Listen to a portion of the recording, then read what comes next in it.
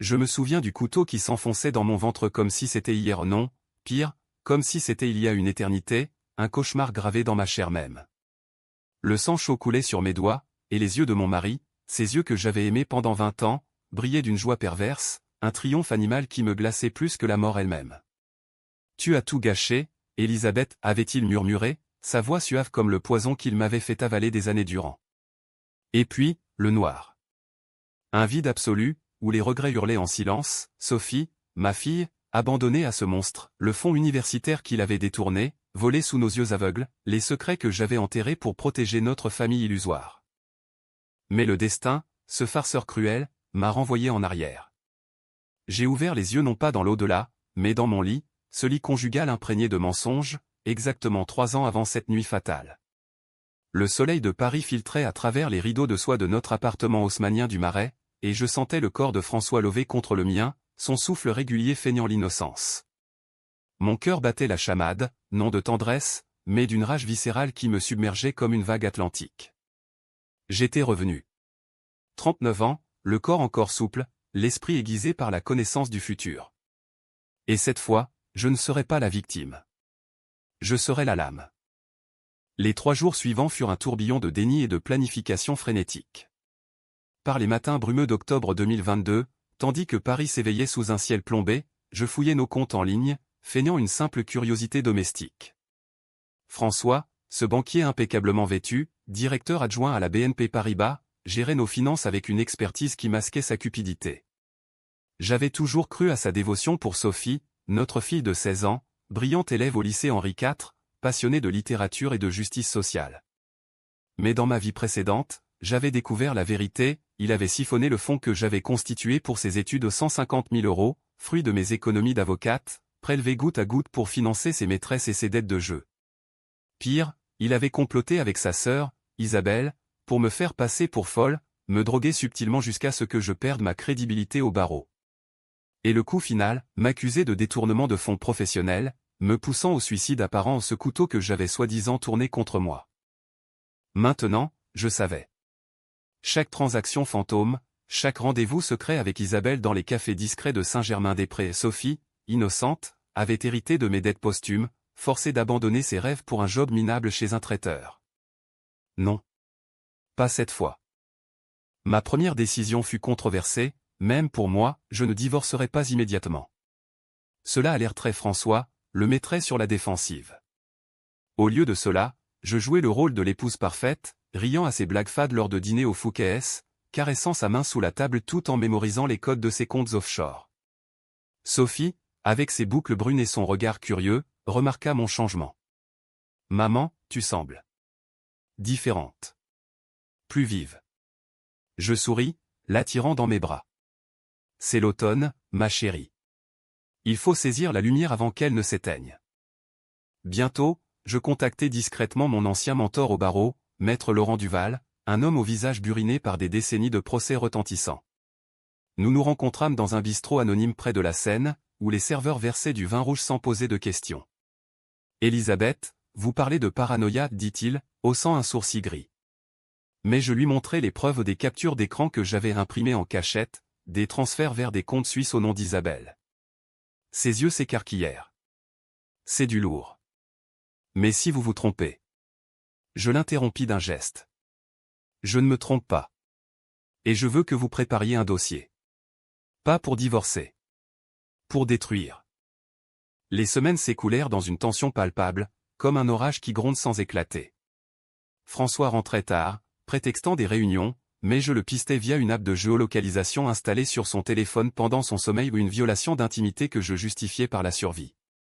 Il dînait avec Isabelle, cette vipère aux lèvres siliconées, dans des restaurants étoilés où ils tramaient leur prochain coup, détourner plus d'argent, me discréditer davantage. Une nuit, je l'ai surpris au téléphone, sa voix, suave, murmurait « Bientôt, elle craquera. Et le fond sera à nous. » Mon sang se glaça, mais je souris dans l'ombre, imaginant déjà leur chute. Sophie devint mon ancre. À 16 ans, elle était un tourbillon d'idéalisme, dévorant Camus et Sartre dans notre bibliothèque aux murs tapissés de livres reliés cuir. Je l'emmenai à l'Opéra Garnier pour voir Tosca, opéra de trahison et de vengeance, et pendant l'entracte, je lui confiai une part de vérité édulcorée, ton père n'est pas l'homme que tu crois. Ses yeux s'embuèrent, mais elle serra ma main. Je te crois, maman. Toujours. C'est alors que je décidai de l'impliquer au non dans la violence, mais dans la justice. Je lui enseignai les bases du droit, lui montrai comment tracer des fonds via des outils open source. C'est notre secret, dis-je. Pour protéger ce qui nous appartient. Le premier acte de ma revanche fut subtil, presque poétique. Lors d'un gala de charité à l'hôtel de Crillon, où François paradait en smoking, je glissai à l'oreille d'un journaliste du Figaro, un ancien client, un indice anonyme, demandez-lui pour les comptes suisses. Le lendemain, un article discret parut, soupçon de malversation à la BNP, un cadre visé. François rentre à blême, accusant la concurrence. Je feignis l'inquiétude, massant ses épaules tendues. Tout ira bien, mon amour. Intérieurement, je riais à un rire froid, venu des abysses. Mais la tension montait. Isabelle, sentant le vent tourner, tenta de me confronter lors d'un thé chez la Durée. Tu deviens parano, Ellie. François t'adore. Ses yeux, froids comme l'acier, trahissaient son mensonge. Je souris, sirotant mon Earl Grey. Et si c'était toi, la parano? Elle pâlit, et je sus que j'avais touché une nerve.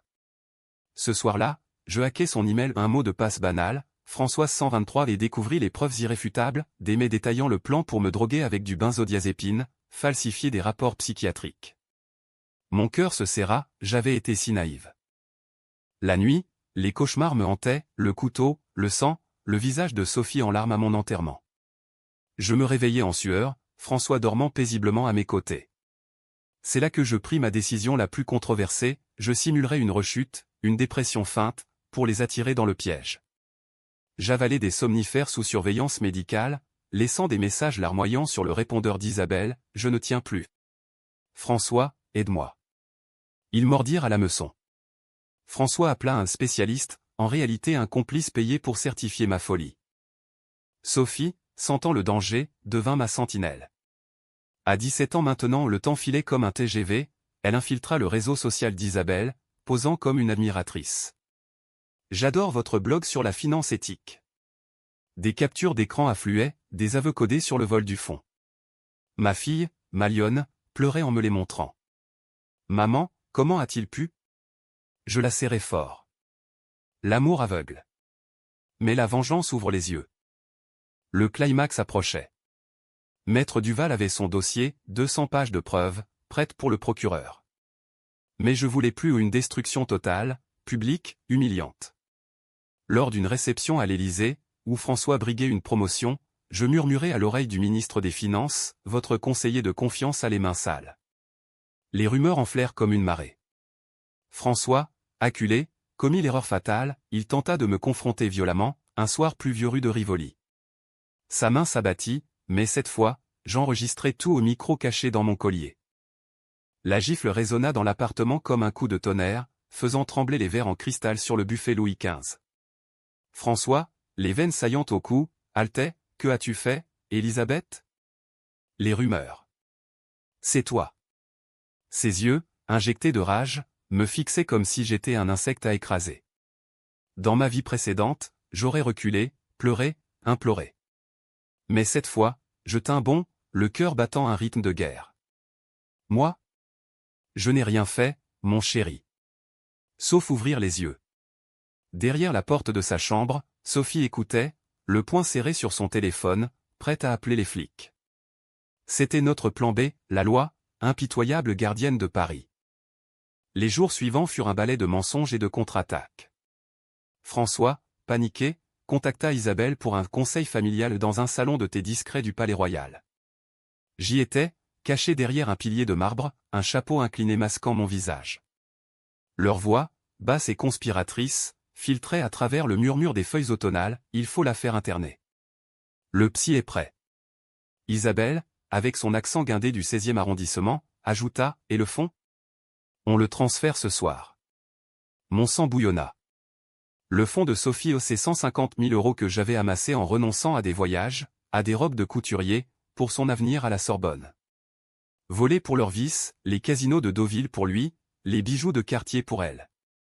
Cette nuit-là, tandis que Paris scintillait sous les lumières de la Tour Eiffel, je lançai l'offensive numérique. Avec l'aide de Sophie, ma petite hackeuse autodidacte, formée sur des tutoriels YouTube, nous gelâmes les comptes offshore via une alerte frauduleuse anonyme à la banque suisse. Un email falsifié, signé un whistleblower de BNP, atterrit chez le régulateur financier. À l'aube, François découvrit le chaos, ses actifs bloqués, des auditeurs débarquant au bureau. Il hurla mon nom dans le vide de notre chambre, mais j'étais déjà parti, prétextant un week-end à Fontainebleau avec Sophie. Là, dans une auberge isolée aux murs couverts de lierre, mère et fille scellèrent leur pacte.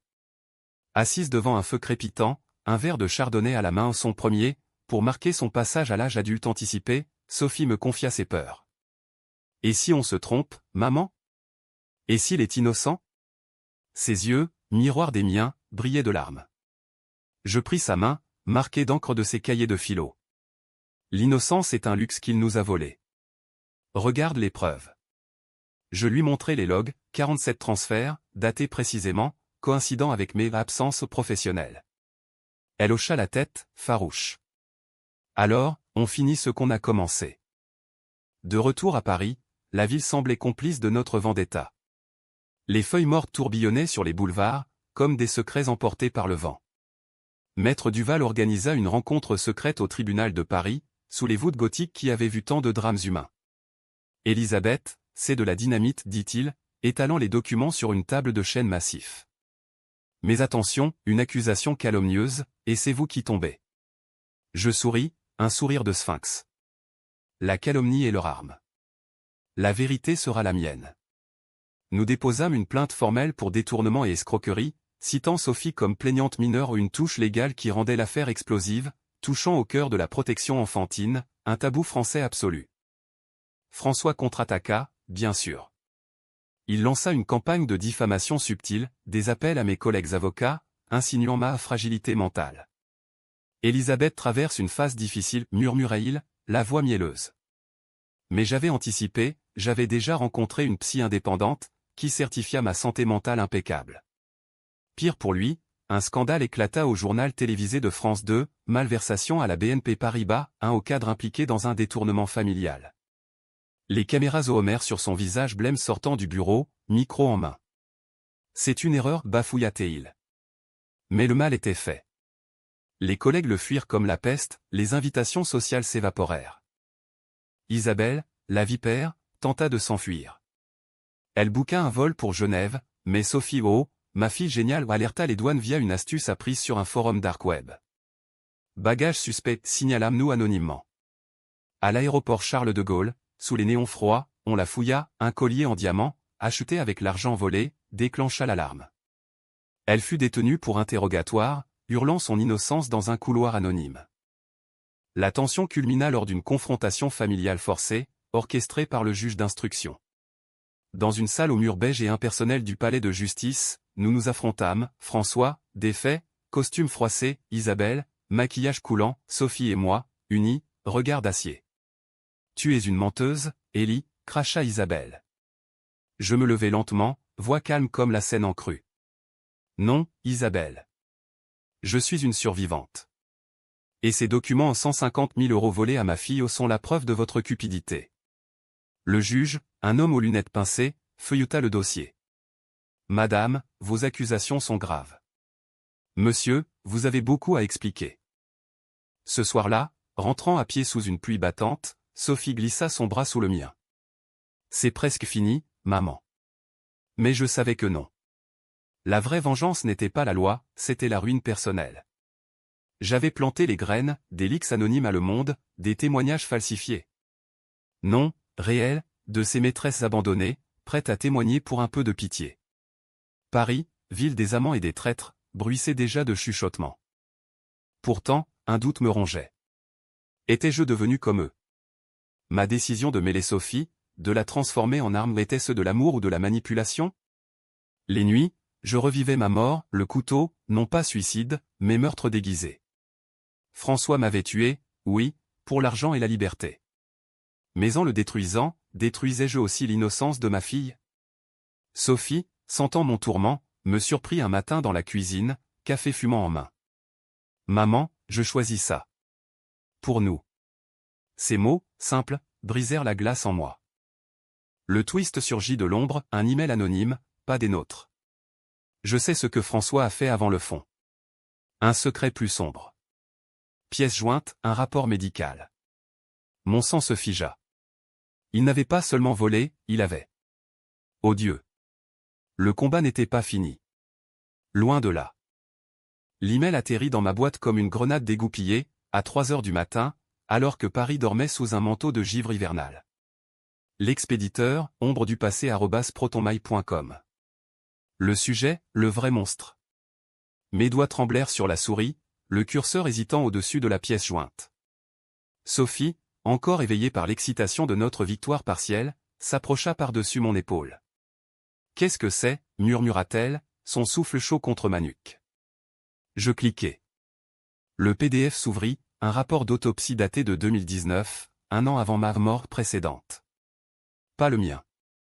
Celui d'une femme nommée Claire Moreau, 28 ans, employée subalterne à la BNP. Cause, surdose de benzodiazépine. Suicide présumé.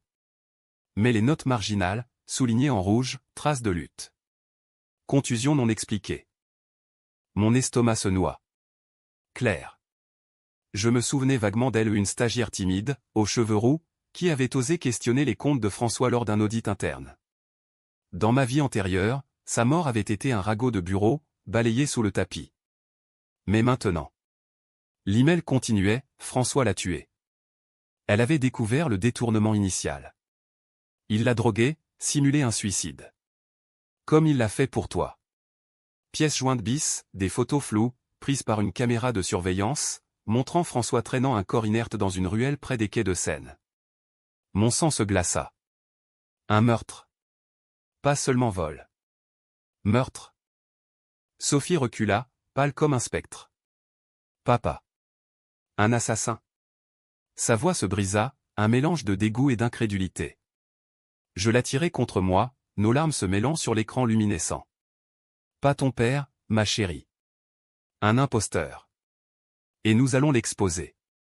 Mais intérieurement, la rage se muait en quelque chose de plus sombre, une soif de justice qui flirte avec la vengeance personnelle. Étais-je prête à franchir la ligne?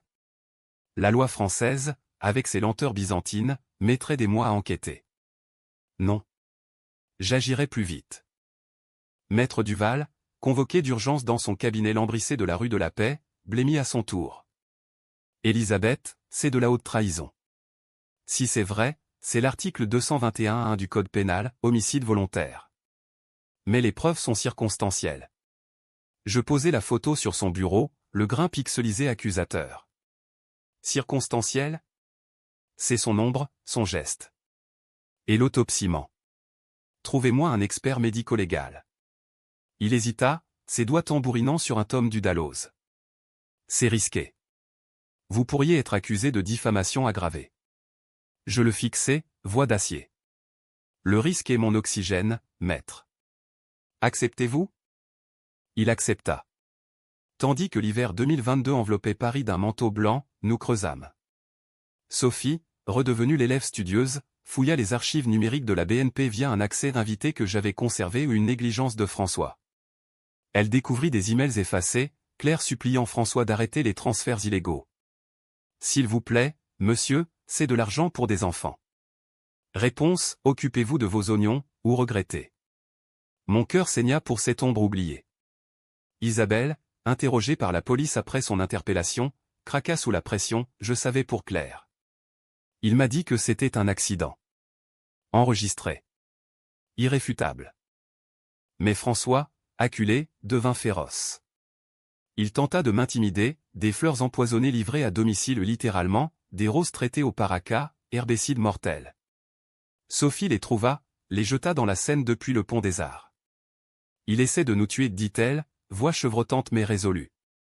Nous déménageâmes temporairement dans un appartement sécurisé du 7e arrondissement, prêté par un allié du barreau.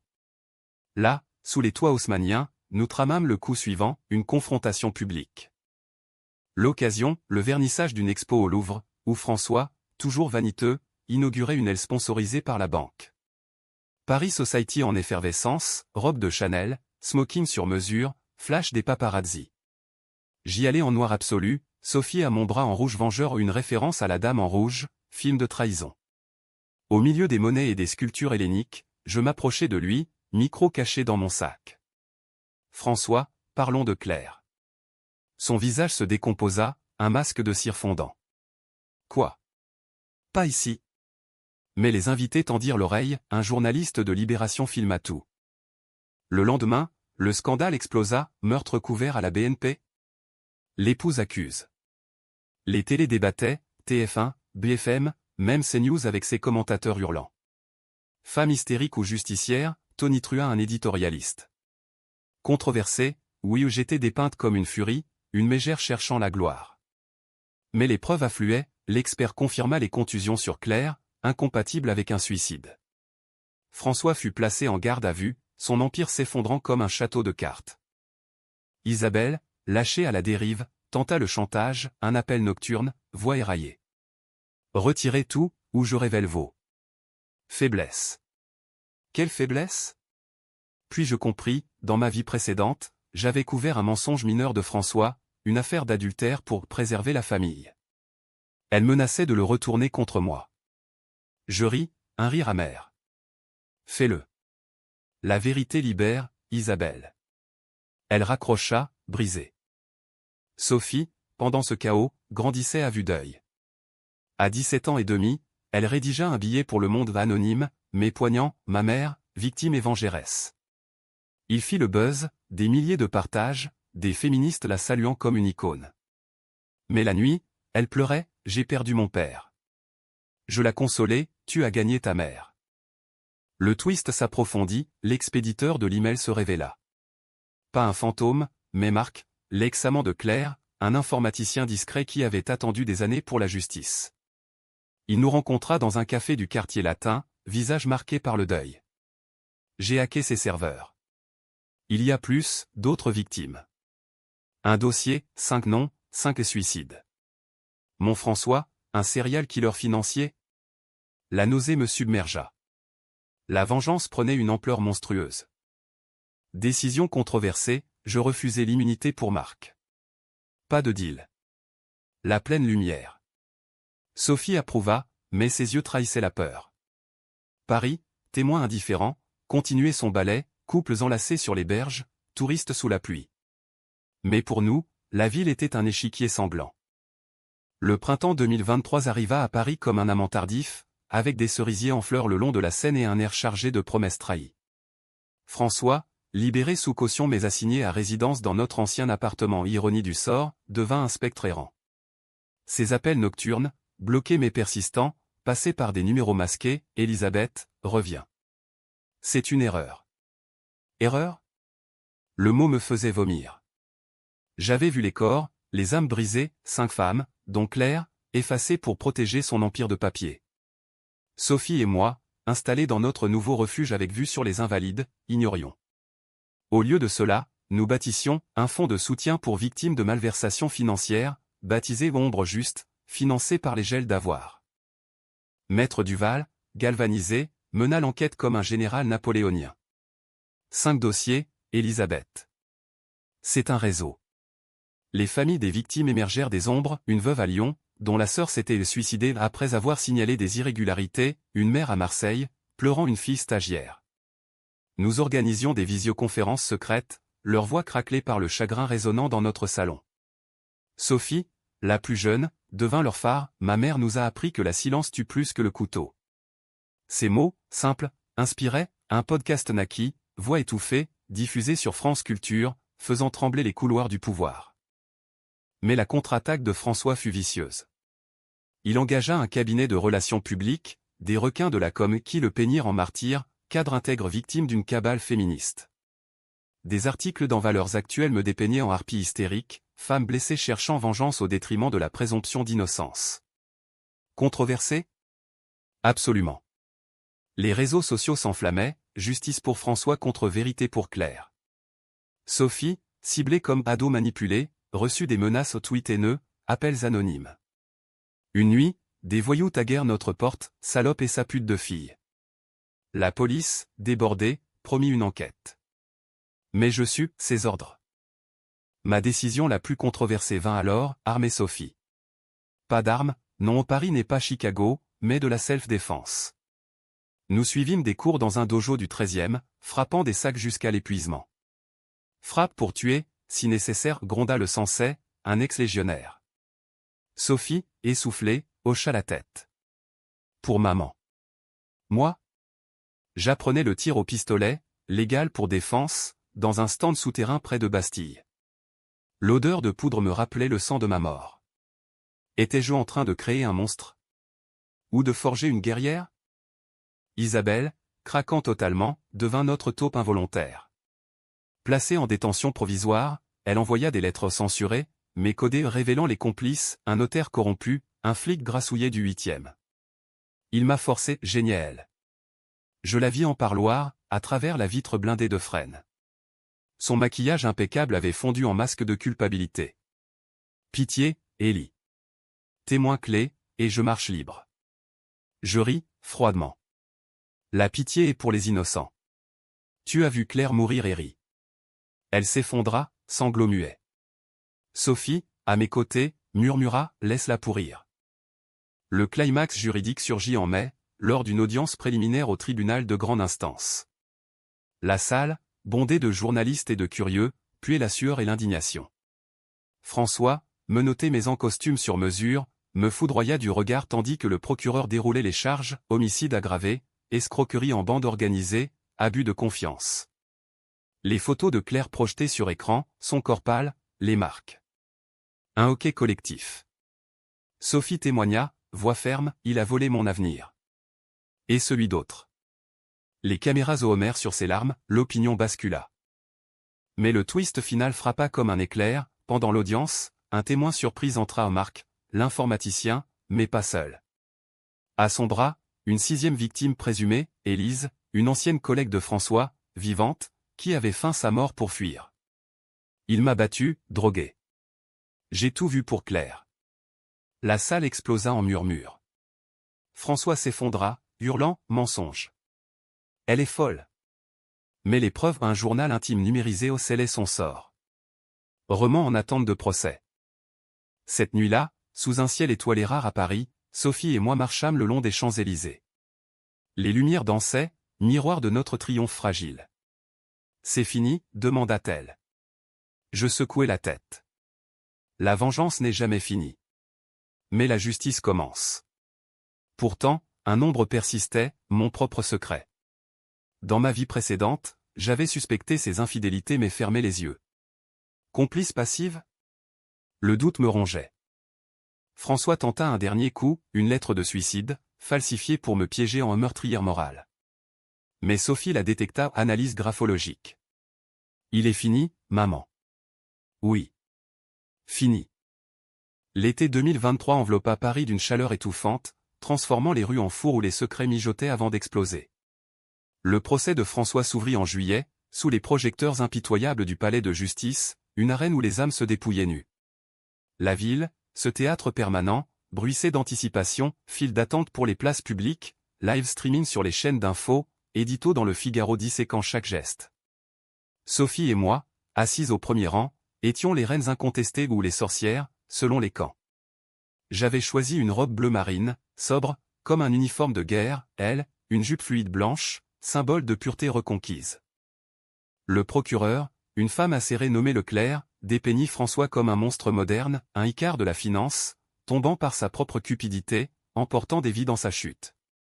Les témoignages s'enchaînèrent, Élise, voix tremblante, décrivant la nuit où il l'avait laissée pour morte dans une chambre d'hôtel de Pigalle, la veuve de Claire, pleurant sur une photo jaunie, Isabelle, en larmes, balbutiant, j'ai aidé à cacher. Pour l'argent. Pour lui. Chaque mot était un clou dans son cercueil social. François, défendu par un avocat vedette Maître Dupont, le requin du showbiz, contre-attaqua avec des théories conspirationnistes, ma cliente est victime d'une machination orchestrée par son épouse, une avocate dévoyée. Mon tour vint. Montant à la barre, le cœur battant comme un tambour de parade, je fixai François. Ses yeux, autrefois tendres, n'étaient plus que deux puits de haine. Monsieur, vous avez volé plus que de l'argent. Vous avez volé des âmes. Je déroulai ma propre mort au pas suicide, mes meurtres déguisés, prouvés par des analyses toxicologiques exhumées. La salle retint son souffle quand je révélai l'email, les photos. Je suis revenu des morts pour vous stopper. Murmure, elle délire? Non. Les experts confirmèrent, traces de lutte sur mon autopsie précédente, maquillée en accident. Sophie, le clou du spectacle, témoigna en dernier. À 18 ans frais, son anniversaire fêté en cellule pour François, elle parla d'une voix claire, forgée au feu. Ce fonds n'était pas de l'argent. C'était mon rêve, Sciences Po, les droits humains. Il l'a pris, et avec, mon enfance. Elle sortit une lettre, écrite à 16 ans, « Papa, pourquoi ?» Lue à voix haute, les mots brisèrent l'assemblée. Même Maître Dupont baissa les yeux. Le jury aux 12 citoyens parisiens, visages divers comme la ville, délibéra 2 jours, sous une canicule qui faisait fondre l'asphalte. Le verdict tomba un mardi, à 14 heures précises, coupable sur tous les counts. Homicide volontaire, 20 ans. Escroquerie, 10 ans ferme. Le marteau du juge claqua comme une guillotine. François s'effondra, hurlant des imprécations, gardiens l'emportèrent, menottes cliquetantes. Dehors, la foule aux féministes, famille de victimes acclama. Flash crépitèrent, Sophie et moi, enlacés, fûmes portés en triomphe. Mais dans mes yeux, pas de joie. Seulement un vide, comme après une tempête. Les suites furent un tourbillon. Le fonds récupéré, 150 000 €, plus intérêts, versés intégralement à Sophie pour la Sorbonne. Ombre Juste grandit, devenant une ONG nationale, soutenue par des dons de célébrités repenties. Isabelle, condamnée à 5 ans avec sursis, s'exila à Lisbonne, ombre brisée. Paris nous acclama, couverture de magazine, invitation à l'Élysée. Mais la célébrité a son prix. Sophie, admise à l'université, lutta contre les cauchemars, j'ai vu le mal en lui. Thérapie, promenade au jardin des Tuileries, mon amour inconditionnel la guérir. Pour moi, la renaissance fut douce amère. Un soir d'automne, 2 ans plus tard en 2025, Paris sous les feuilles d'or, je revis François en rêve, pas le monstre, mais l'homme que j'avais aimé, jeune avocat ambitieux croisé à une manif contre la loi travail. Étais-je vengeresse ou bourreau? La réponse vint dans une lettre de prison, arrivée par courrier anonyme, tu m'as détruit, Élie. Mais tu m'as sauvé. Je confesse tout. Il s'était suicidé cette nuit-là, vraie mort cette fois. Pas de triomphe. Seulement paix. Sophie épousa un étudiant en philo, un garçon aux yeux doux nommé Lucas. Leur mariage, au bord de la Loire, fut simple, robe de lin, vin de Touraine, rire sous les saules. Moi, témoin, serrai sa main, tu es libre. Elle sourit, enceinte déjà. Nous le sommes toutes. Ma vengeance? Une boucle fermée. Pas happy end hollywoodien, mais un BKCH français, justice arrachée dans le sang et les larmes, laissant des cicatrices nobles. Paris, éternel, continua son chant amour, trahison, renaissance. Et moi, Élisabeth, ombre renaissante, marchais ces rues, plus forte, enfin entière.